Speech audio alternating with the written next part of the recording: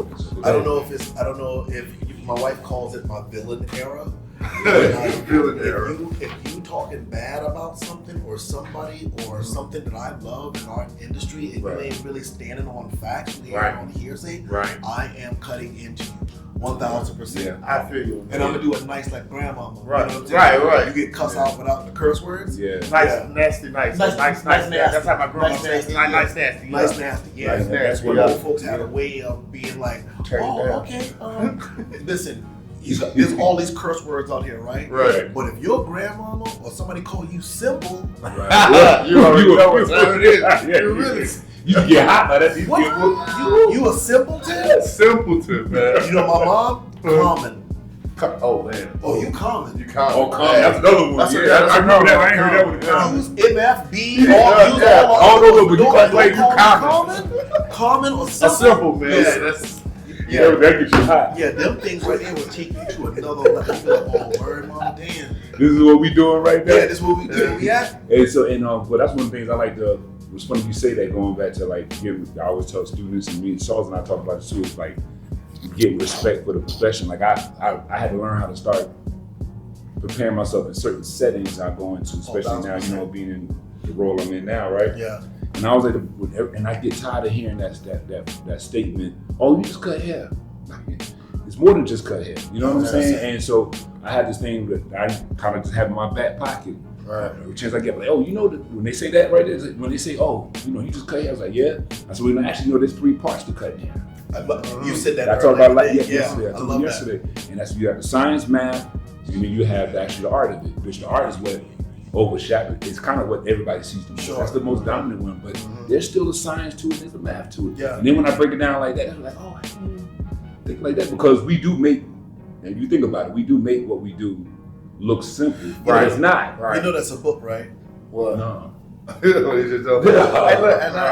even gonna lie, Grant.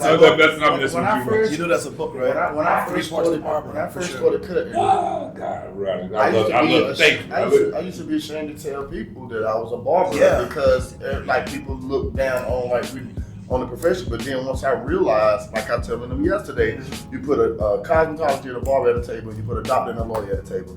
People on the outside looking in, they're gonna think that the doctor and the lawyer is making way more money than the barber or the cosmetologist, but that is not so. No, you know what I'm saying, because we can make just as much. And there's been times where we have. Right, you know right. Like, and that's no knock so to that's the what made me say, okay, I'm not ashamed of my profession no more. You know. You know what? I think when you really look at it, right? When you think about the oldest professions known to man, we top 3. And still going. Yeah. So the longevity piece of what barbering is, that's the thing that people don't understand or see, right? We've been able to sustain how many hurricanes, how many market crashes, how many recessions, right? Yeah. And we're still here. Still here. Still making a living, sending our kids to school, buying homes, starting other businesses, you know what I'm saying? So, I mean, there has to be something to that. Yeah. Right. You know? Yeah. And you can't disregard that. No, that's what I'm saying. You can't disregard that. And think about it, we all know that we all had that client that come out of this year like, damn, I put the wrong route. I should became a barber. At some point, you know, at some point you got. If you ain't been in long, you gonna hear somebody tell you, "Man, I had it all wrong. I should went on cuts bad."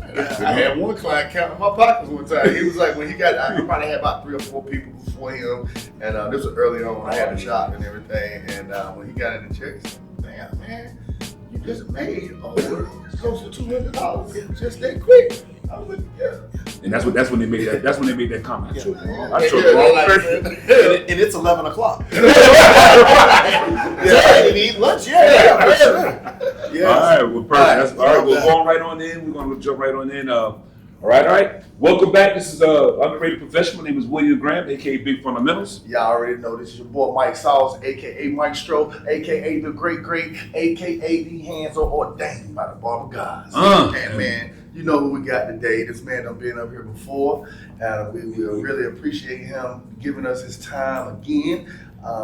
We are down here at the 97th annual conference in Oklahoma. So give a shout out to NABBA. Yeah, to NABBA. NABBA. Down. If you're not here or if you missed it, you missed it. That's all I can tell you.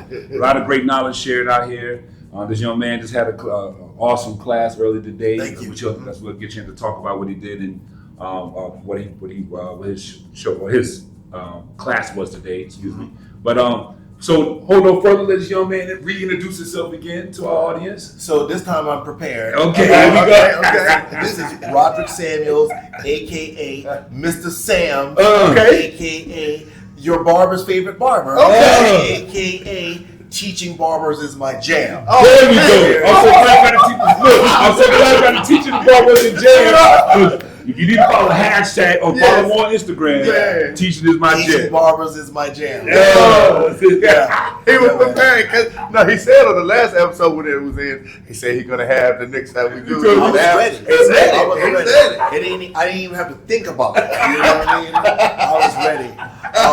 But a big thank you to the underrated professional man. You guys are really, really crushing it. And for me, and I do podcasts and stuff like that, but I really feel home here. Not only because we're barbers and we've established a relationship and a friendship, but these are the topics and the issues and the challenges of working in education that nobody else is willing to unpack. So I continue to drop this in both of you all's spirit. Here you go. This needs to be a book. I haven't even written a book yet, but I believe I so believe in this podcast, and I am going to share it, and I'm going to make sure that anybody who's in my pathway comes in contact with this.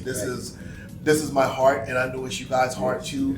And it takes a village, right? It's cliche, right? It takes a village. But I have not been around other barber instructors that get it. They can actually say, hey, you know what? I struggle. The vulnerability of us not just being barbers but being men. It's we talk about it all the time, especially in the shop.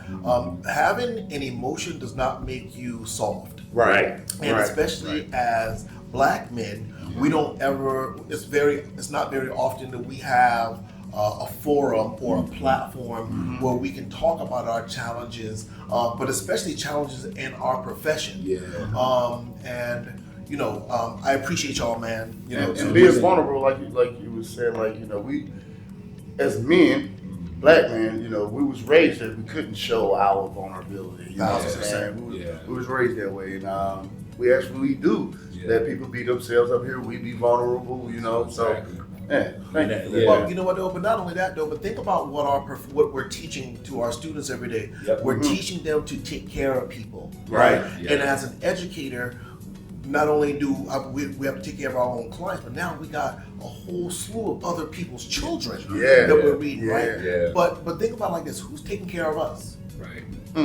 This is why this platform is so important, not just to me, but to other educators, whether you be white, Black, Spanish, Puerto Rican, Plaid, Argyle, it doesn't matter. A platform like this where we can be selfless, where we can be vulnerable, we can be very transparent about not just successes, but the failures and some of the temporary defeats that we have as educators. So, hey, I hope that the universe continues to bless this podcast and bless you both. Thank you. We received that, man. For sure. And this is definitely your home. You're always welcome. Anytime. We see. Of course, obviously, we ever bump into each other at conferences. This has been awesome. We could also do virtual. I've never seen you twice in a year. I know. One every 10 years. I'm like, this has been ordained. So we have to stand in that blessing and as standing on business. But no, man, this was supposed to be what it is, and we're going to continue to do as the universe has it to do for us. Thank you again. This is what we want. We wanted to be that was our vision, to have a safe space. To talk about barbering, being vulnerable, being able to just have a safe space to be able to have conversations.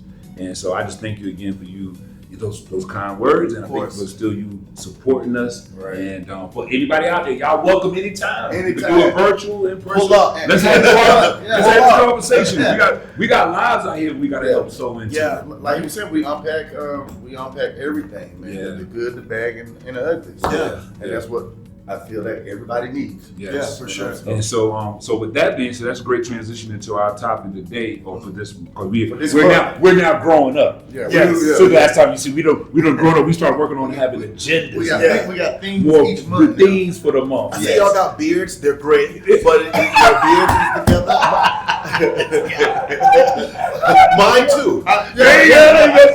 The camera may not be able to see this, but I got one gray eyelash. I've been making an effort to tweeze it and pick it with my fingernail. You know, You just come on over to the gray side. I'm about to find some vegan. I'm about to find some vegan and get my whole. No, you know what? No, I embrace the gray. You know what I'm saying? I embrace it. It's definitely a good conversation piece. When we start to talk about color theory in the classroom, right? What unpigmented hair looks like and how it comes, whether it be through heredity or you got some people just born with lighter color hair. You know what I'm saying? Yeah, so, my students I always pick them. I always tell them they don't want to believe me though.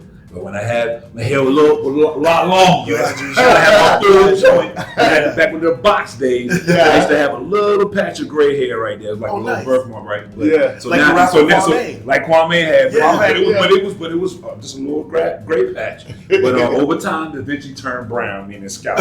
But so I used to have the flat top too, and it didn't get gray. It just got gone. Now I'm rocking that new look for all y'all that listen. This is called the Dome Thugs and Harmony. The Dome Thugs and Harmony. Man. Yeah, man. Oh man! All right, so this is awesome. So our theme for this month of September, is going to be professional development. Of course. So of course we can't breathe. Well, you already introduced yourself, but when you think of professional, first thing I want to ask, what comes to mind when you think of what is professional development to you, and why would it be important in bar? Absolutely. So when I think about professional development, it also kind of mirrors personal development, and we can kind of unpack that for a little bit. Mm-hmm. So as a professional, I always want to develop my skills, and it looks a little bit different now than when I started 29 years ago, almost 30 years ago. Right, so when I was looking for professional development, it was taking clipper classes, going to hair shows. We met up at the Bronner Brothers show hundreds of times.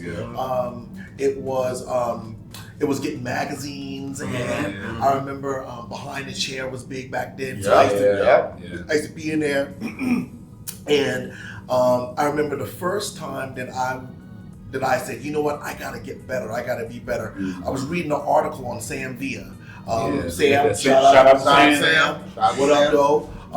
Legend. Yeah, for sure. And he was explaining how his dad was a barber.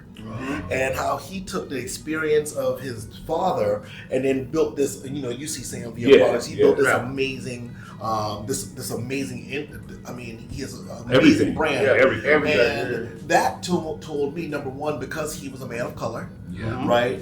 Sam's Mexican.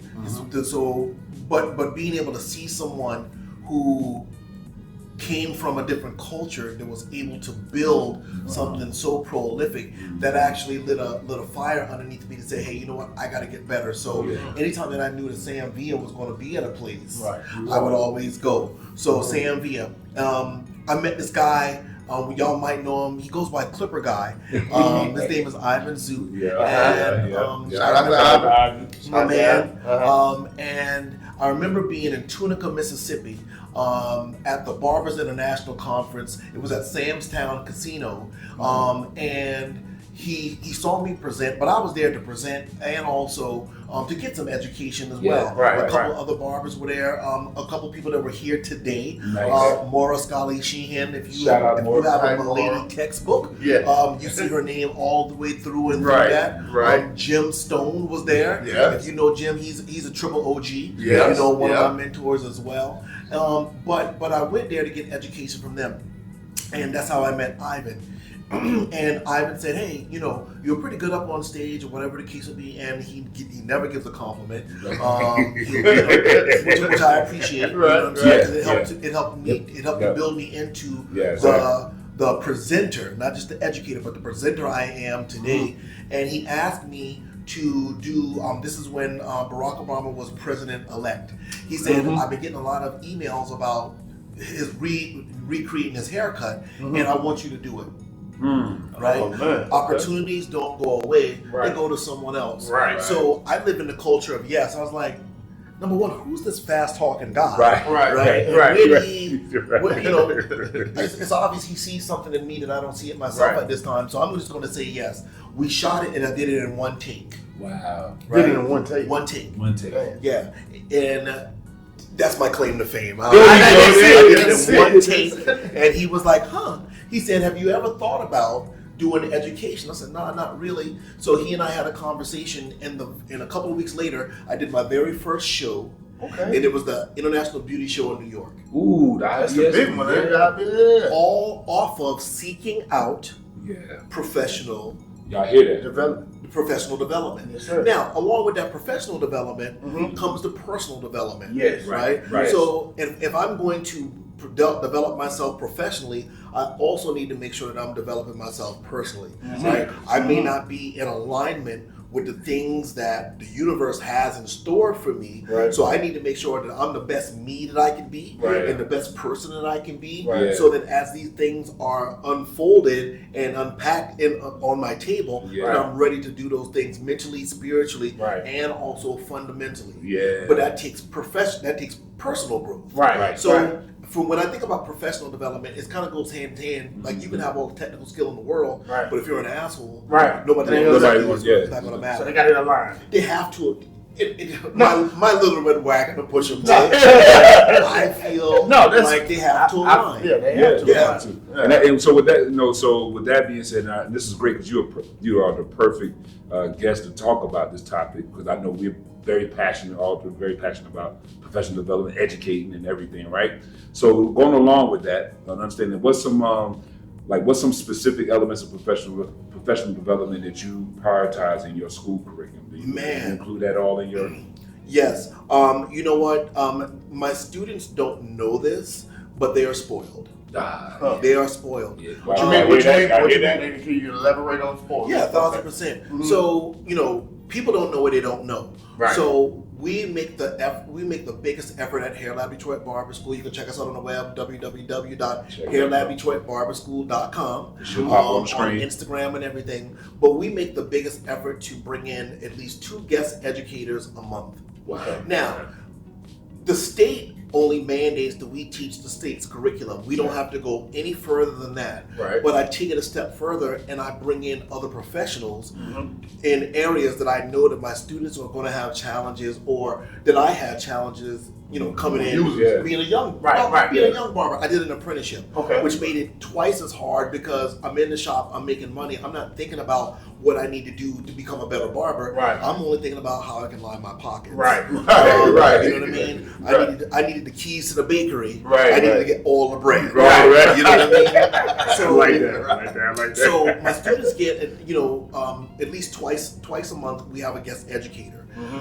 If we don't have a guest educator, I started doing these little small pop-up events with our alumni called Doing Dope Shit. Right? I think it's important to bring people that have been through the process. I don't call it a program, I call it a process.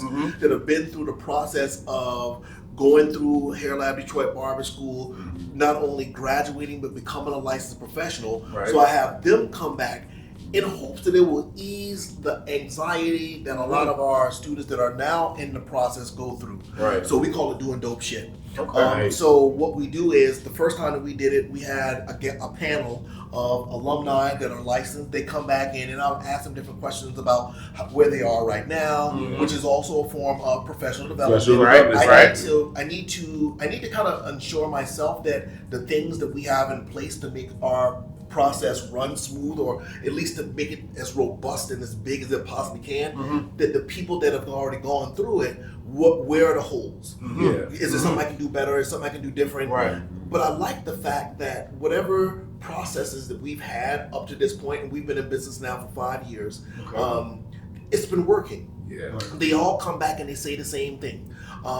Yes, I used to cheat on tests. Or, hey, you know what, everything that Mr. Samuels and Mr. Wright and whomever Dr. Wood is saying, I see it more so now that I'm working in the shop, and it didn't make sense to me in the shop. So when the professional thank us later.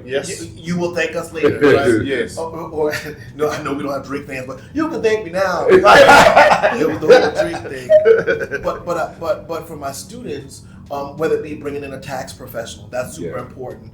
Shout out to Donna Hauser from Liberty Tax. She comes in and she talks to our students about setting up their LLCs, how they need to properly file, what type of business structure is going to be best for them. We have alumni come in doing dope shit. We have that come in. We've had educators from Rusel.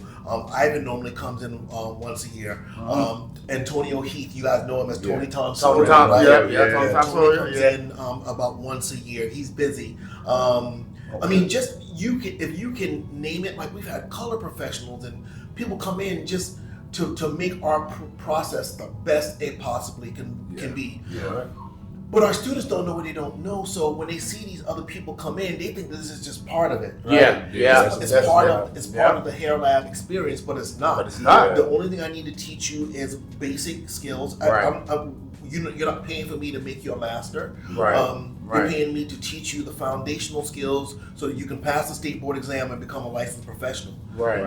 Unfortunately, they don't know how hard we go for them until we stop. And it's getting to a point right now with a lot of schools, and I can really only speak to some of the schools that you guys, we kind of talk candidly about what the education landscape looks like. Shout out to Sean Casey, who just started his barber school, Barber Academy. He and I have been having conversations, if not weekly, a couple times a week, making sure his curriculum sits well.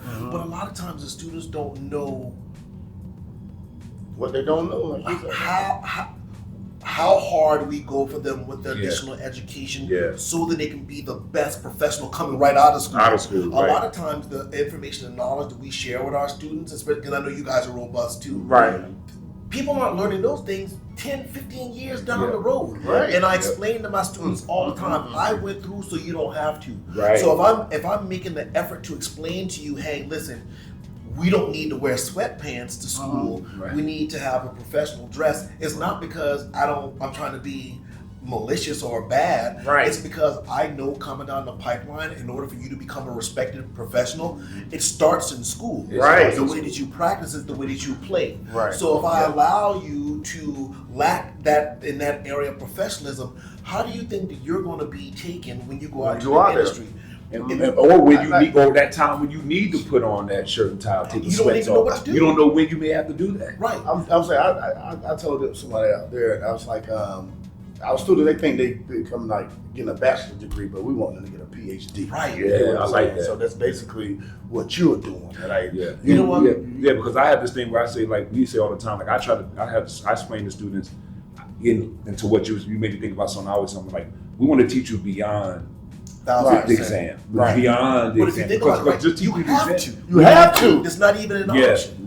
We had to teach you beyond the exam because I feel like just teaching you the basics to pass the test is doing you a disservice. So why not teach you beyond it, and get outside of the state required curriculum. Absolutely. And they think we be being hard on them, but we're not. And the funny thing is that it was a funny thing how when our program got started, I actually did a little bit backwards where our facility was being built. I was teaching the instructors program first. That's awesome. While the building was being done, being built and everything. And so there's a lot of things assessments that we do comes from the trickle down from or came from the instructors class. So they don't know that when we doing assessments and things for them, that we always tell them we prepare y'all if y'all want to become an instructor. Absolutely. Take that exam. Y'all don't even realize the assessments that we do on you is actually harder than what you're gonna go to state board for, and preparing you down the road. Because I can now get students now because we're going on, really 5 years by say, but and now I'm having some students coming back and showing interest and wanted to get their instructor license, things of that nature. And they asked me, so what I need to do? You already know what to do. Yeah. We already did it. You've been groomed to do this, right? You know, and my students don't know that as well. Like, I am grooming them to become the next whatever. Yeah. Right. It's kind of cliche, but you know, everybody's like, oh, you know, you can't expect you out of other people. I 100% expect you out of Because I'm giving all of you, right? If I'm giving this to you, why shouldn't there be a fair exchange? Right. But yeah, when it comes down to students and stuff like that, I find myself teaching more soft skills than the thing that I love to teach, which is barbering. And there's a myriad of other things that kind of go along with that. But I want our students to know, and students all across the country that are listening, 2 ears, 1 mouth. Listen more than you speak. We as dedicated, loving people, not instructors. Let's take that off the table for a second. Loving people. I don't want you all to have to go through the things that I went through to become the little bit of person that I am today. You know what I'm saying?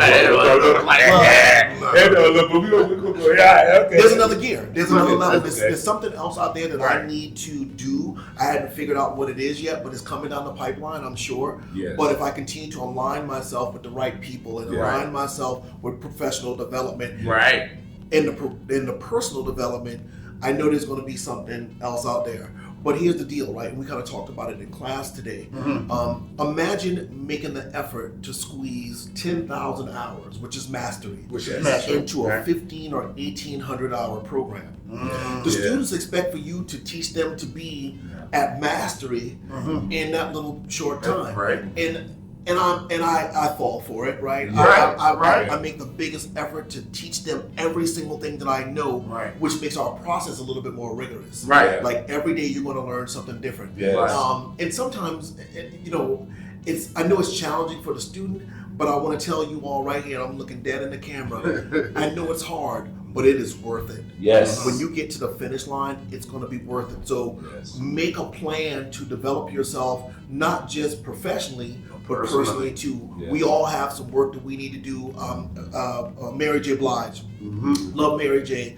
But she has a song that says, I'm still a work in progress. You know, sometimes I get down, sometimes I just want to cry, sometimes I get depressed. Just like you. Right? And because I'm instructed don't mean that I'm not going through the same thing. But I understand in leadership, there's a standard that I need to uphold. And I'm going to do that to the best of my ability to give the best to you. And while we're talking about, you know, curriculum, I got a question coming from like your curriculum design. So it's like, what factors do you consider? No, I'm gonna say this one.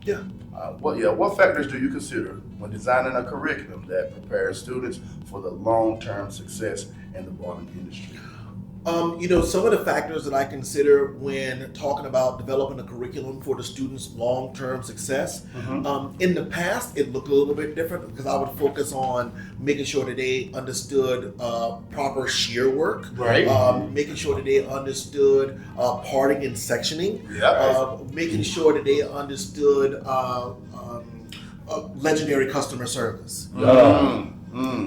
Today, it looks different. Today's curriculum, I need to make sure that my students can read. That's been a big one right now. Reading comprehension. Today, my curriculum looks like I need to deal with the lack of social and emotional intelligence of our students. And the curriculum design, I need to, or not need to, but it's in action right now. So the social and emotional intelligence, the reading comprehension, and now it's. I want to make sure I say this right. Social and emotional intelligence, social and emotional intelligence, reading comprehension, and financial literacy. You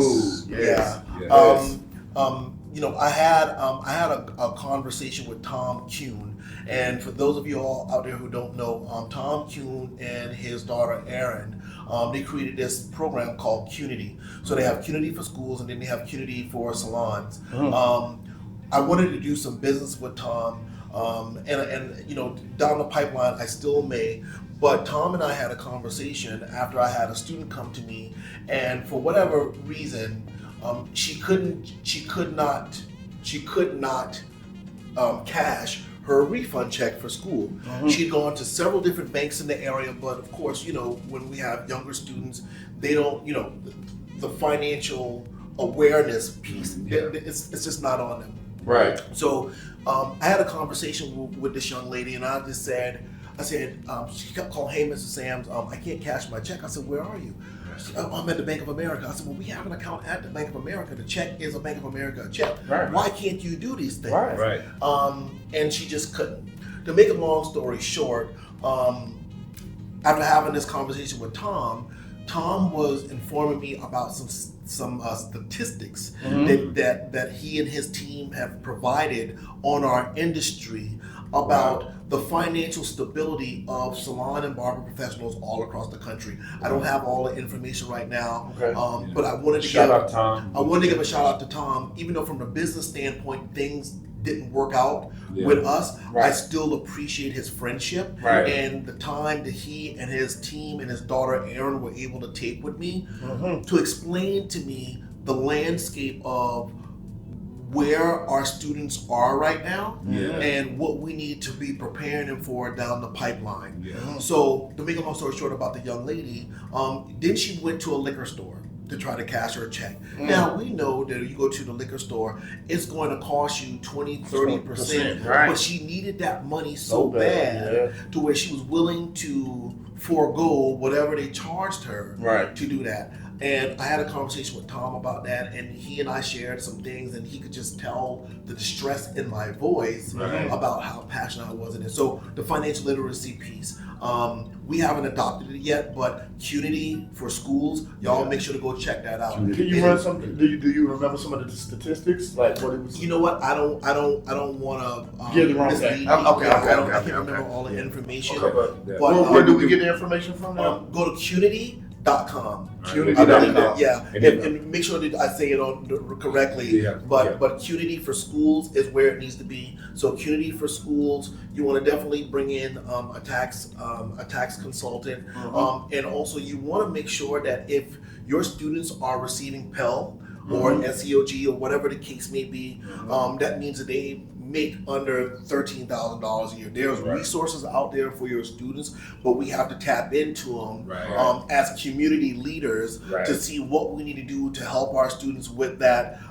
with the reading piece, with the reading comprehension piece, whether it be through your local library who teaches the reading literacy, but we have to make sure that the students that are coming into our industry, because they think it's just tapers and fades and doing long haircuts. The piece that they miss is the reading, the literacy, the reading comprehension.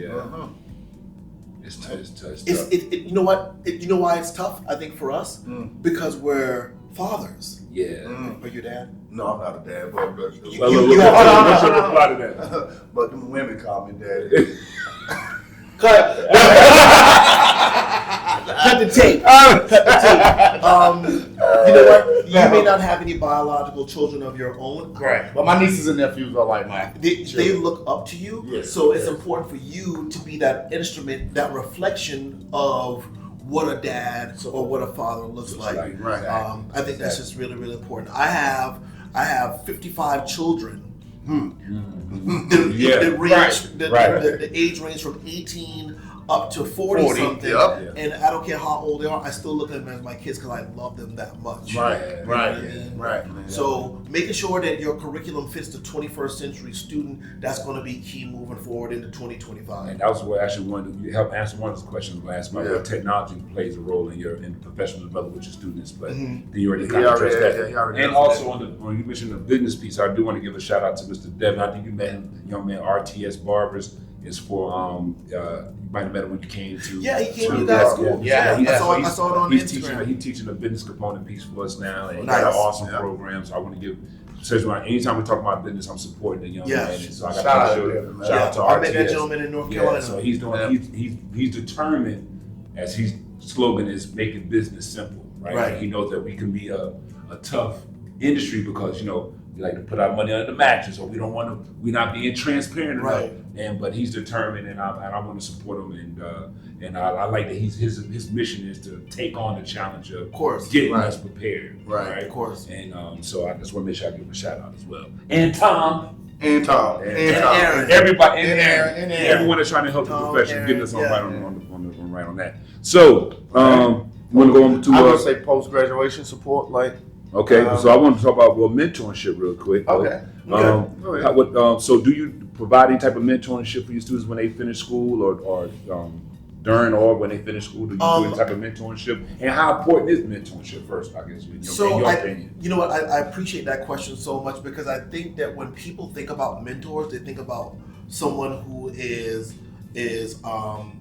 close to them, like in proximity. You can have those mentors too. I've had several mentors that I've never met before. Right? I've had virtual mentors. I've had audiobook mentors. I've had mentors or people that I look at in other areas of business, and that doesn't necessarily have to be barber. But I like their swag, and I like the way that they position themselves, and I like their treatment. So I have hundreds of mentors, all over the country, all over, people I've never met before. So you can have virtual mentors. For my students in particular, the graduates, and this is definitely something that's pretty awesome. The majority of our students have a job 6 months to a year into the program. Okay. There is such a demand for Hair Lab Detroit Barber School students because of the extra professional development that we provide at no additional cost. Thank you. We do it off the strength of seeing where the gap is, right? So for me, I do mentor quite a few of my students. When they graduate, I let them go off and do their thing first, but then I'm looking at social, or I'll make a phone call or a text, and I see what they're doing. And I think this is a gift and a curse. I'm always making an effort to put something in their spirit so they never get complacent. Right? You'll never hear me say, Miss Sam, what you think about this haircut? I'm like, oh man, you know what? It's halfway decent. I never tell, and not that it's not a good hair, but I don't ever want our students to feel that they've made it, because life doesn't treat you like that. So I don't want to get them pumped up for failure. So I'm very adamant in what I tell my students, and not having liabilities. You know what I mean? But that's what I do. And Graham think I be too hard on. We do the same thing. I be hard on because I want to keep that fire upon them. But it comes out a little bit different, right? So with Graham's temperament, he's coming off like, hey, listen, this is what we need to do, X, Y, and Z personally. You coming in like big bro, like, hey man, listen, that's trash, dog. Come on, man. There ain't no littering around here, man. That's what I say. There ain't no littering around here, man. Let me see if I can find that garbage can. Like, come on, with his haircut along. They get mad at me because they be like, I need some help. I be like, you got it. Like, you ain't gonna help me. Yeah, you gonna learn today. But if you think about it, right, you have to give those students an opportunity to make those mistakes. Right? You can't learn if you're not willing to make those mistakes. And I think that, we have a myriad of different students, right? Every student responds to, well, it's a difference between, I believe that there's a difference between criticism and feedback. I want both. Give me all the stuff. Because I don't ever want to get to a position in life where I feel like I've arrived and that I've made it. That's not how life is set up. That's not how our industry is set up. Just when you think you've made it, here comes somebody else with something new, and you looking at yourself, questioning your life decisions. Based off of perception. And I've been there before. I see people that I've helped to groom and coming into the industry, and I'm like, man. I did good. Killing it. I did good. I'm gonna take right on camera. Thank you. Come on, man. Man. Thank you. But unfortunately, in the barber industry, sometimes our idols become our rivals. We do. We saw the pedal. You know what though? I'm not in competition with anybody.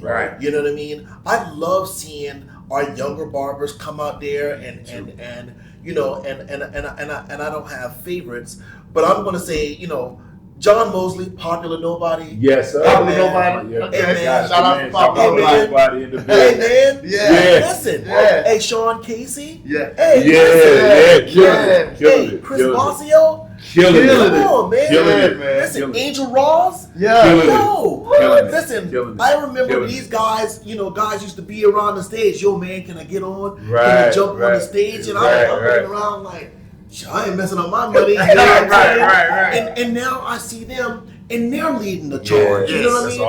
awesome. Yeah. So in our, I remember seeing Chris Bossio early videos when I started out in the car. Oh, And for just sure. watching this, doing it on his phone, and just seeing that progression is so motivating. Yeah. It's just so inspiring. I like to let students see some of the older content. 1000%. You can see that progress, that dedication. Yeah. Yeah. I mean, I got people who I don't even know who they are, but I'm watching their videos and I'm like, hey, Right. he got it. So, you know, I think like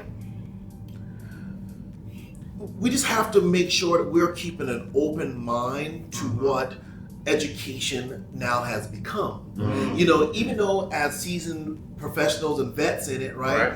It doesn't look like what we know it to be, but man, we have to accept these things and really allow these people, you know, this group of people. I mean, we got Stormy, we got, I mean, there's tons of talented, Great talent. a lot of people on the Wall team, Yeah. Brittany,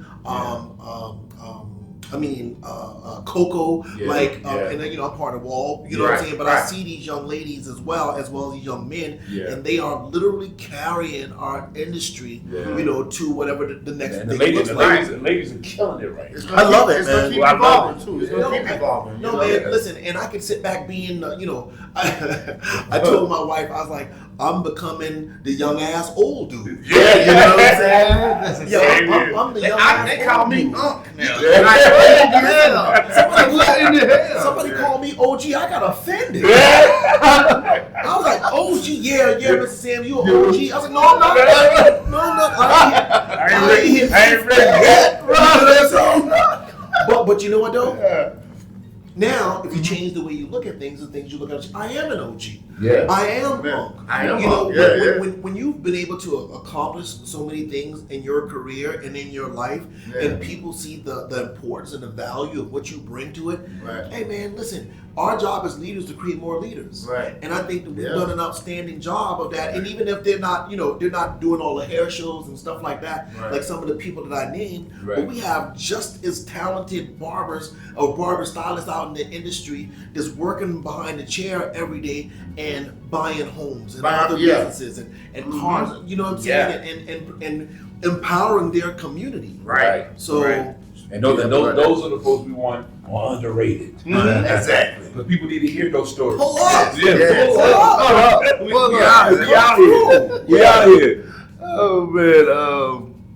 Let me see what we're gonna. So we know he had a long day, so we're gonna jump around a few more. Just so I'm about to because I wanted to hear about the post graduation support. And I'm sorry, and I do use those people that I named as postgraduates. Hey, I'm showing them the videos. Hey, y'all make sure y'all follow Popular Nobody. Hey, when it come down to the editing and stuff, make sure y'all following Angel Ross, right? If y'all want to write a book, y'all need to see Sean Casey. Hey, for all my ladies, Christy Faulkner, Brittany Calzada, Coco does. Like, listen, these are the people that are shaping our industry, whether it be black, white, Spanish, Puerto Rican, like it doesn't matter. Listen, these are the people, because here's the deal, right? Sometimes it's important for us to look at someone that looks like us, may have the same sexuality as us, may have the same kind of background as us, and that's how we find our mentors. I make the biggest effort to steer and navigate my students into the right direction, but of course, at the end of the day, what do we know about people? People do what they want to do. They do what they want to do. But I do make the biggest effort, whether they be graduates or people that are in business now. When they come back, I make sure to have something good for them. And I did want to ask one quick question. This is taking us way back, but you mentioned something that's on my brain. I wanted to make sure I asked it before I forget.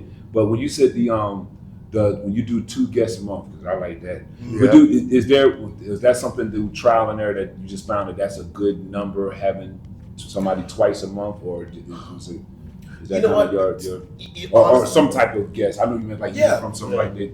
Honestly, it's a dice roll, you know? Yeah. Sometimes I can get two, sometimes I can only get one, sometimes I can't get any. Right. You know? Right. And but even when I can't get a person to come in from the outside, I always make sure to do something special. Yeah. Away from the curriculum, away from the monotony of a school day. Right. Okay. Just to kind of break it up so the students can have something to do and engage. I like that. Yeah. Even if it's just another instructor doing a demo, or we'll have a networking morning, right? So we'll block off a time and I give the students a sheet of paper and it has different questions on there, because sometimes what happens is, depending on what level they are in the program, they don't even get to talk or see each other. Right. You know what I mean? So I want to make sure that we continue to build our ecosystem. I call it the Hair Lab ecosystem.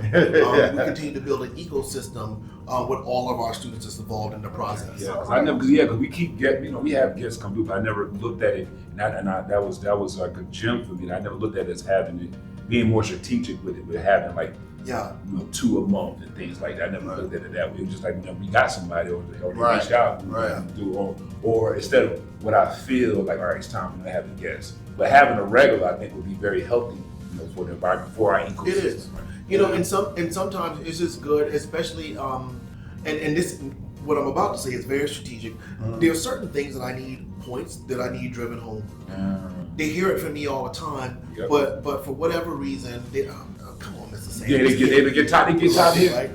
Somebody and I don't even have a conversation with. They come in and they say the same exact thing. And it's like they learned it for the first time. I was like, man, I've been told y'all this.